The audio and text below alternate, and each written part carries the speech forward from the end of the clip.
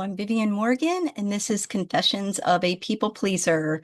I'm a licensed therapist and an empowerment coach, and I started this channel to help people understand what healthy relationships are. I want you to get the life you want.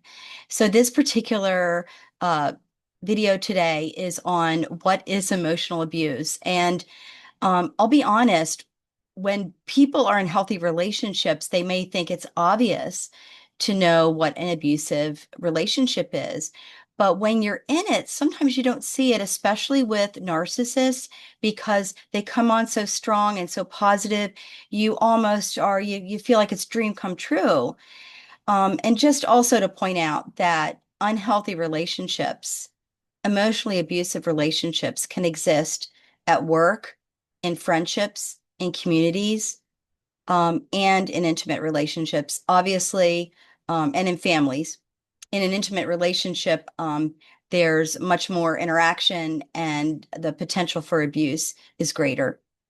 Um, but oftentimes you're kind of moving along and you think things are pretty great. And when things aren't, you think it's a one-off or something really odd. So I want to kind of go over some aspects of a toxic relationship so you really understand what it looks like. And for those of you who are struggling with, am I in a toxic relationship or not?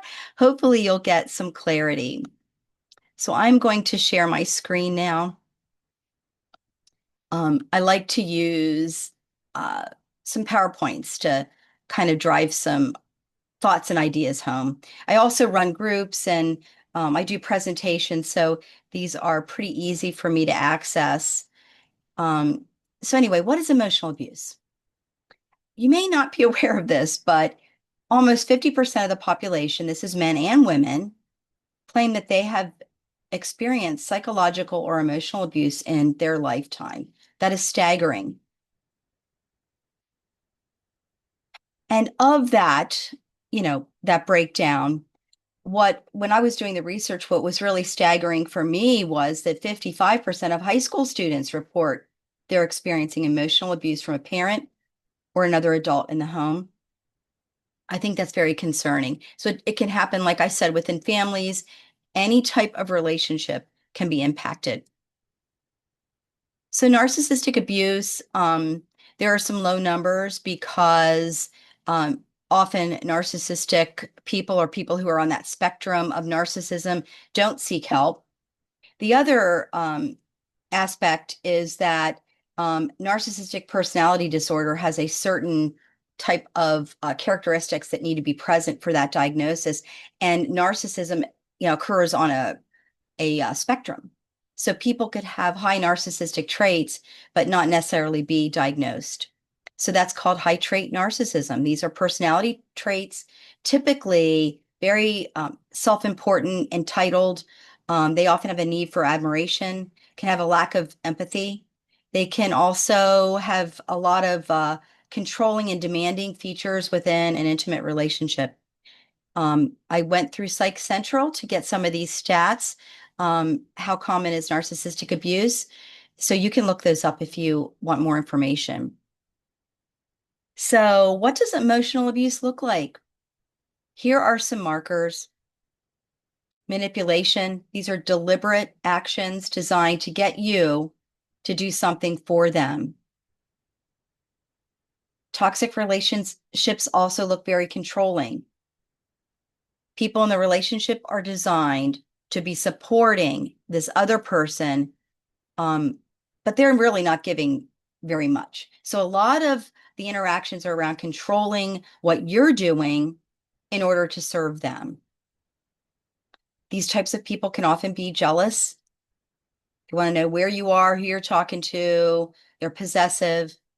And if they kind of can't get you to do what they want you to do, they can be intimidating or threatening. And obviously, this can sometimes be physically abusive, but not always. Most people who are in a physically abusive relationship are also in an emotionally abusive relationship. They can be verbally abusive, belittling, devaluing, disrespectful, making degrading statements, critical statements. They can even make fun of you. Um, Monitoring, this is where they want to know who you're talking to, how often you're talking, and kind of invading your personal space. Often people in toxic relationships feel like they can't set any boundaries. That person's needs take over the relationship. And gaslighting, you've probably heard a lot about gaslighting. This is a false representation of facts to influence the victim to distrust their own experiences. And I feel like gaslighting comes up a lot when you try to solve a problem and talk to the person about their behavior. They will then blame it on you, project the problem towards you. It's not me, it's you. You're the problem. And get you to kind of rethink, oh, wait a minute, maybe I am the problem.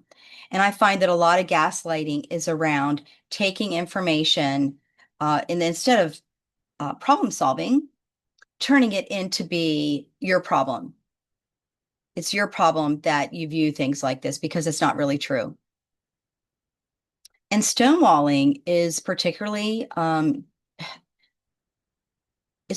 difficult in a relationship because you may be trying to reach out, interact, but the person who's stonewalling is refusing to look at you, interact with you.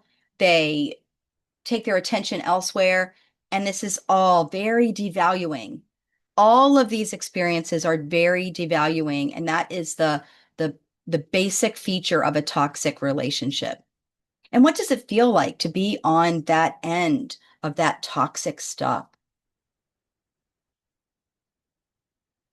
Well, you feel like you're walking on eggshells because you can't get anything right. Discussions can upset the narcissist or the toxic person. And because you don't want to spend your evening fighting, you just don't even bring it up.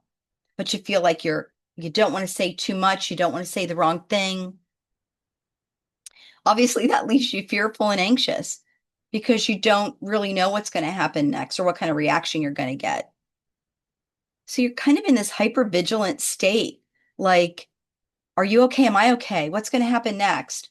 And this state of heightened distress in your nervous system can look like high anxiety, irritability, easy to upset. The victims in these toxic relationships often feel like they're the problem and they have a lot of conflict around that. Well, maybe they're right. Maybe I am expecting too much, or maybe I am kind of whining. They're really good at doing this. That should just be good enough for me. So they just kind of feel like the problem is theirs to solve. If only I would have done this. If only I could do this. Maybe I need to do more of that. And obviously, this type of devaluing eats away at your own self-esteem. Being in this type of relationship causes you to suffer silently. It's hard to describe what's going on. You often are very confused yourself. Um, there may be good aspects about this person that other people see. A narcissist often has a public persona that a lot of people like, but when you're a target inside the relationship, they're often very cruel and mean. But other people may not believe this. There's something called betrayal blindness that I'm going to talk about in a different video, but this is our ability to just dismiss our own red flags because looking at them, doesn't provide any closure, any understanding, and we're just trying to take care of business, get on with our day. And obviously, whenever you are self-abdicating or putting your needs to the side, putting their needs front and center, and you're not getting anything from that relationship or very little, your self-esteem plummets. And this is that devaluation that was so critical for me to identify with the people I work with and even with my own issues that I've worked at as a victim of narcissistic abuse. But it chips away at your confidence.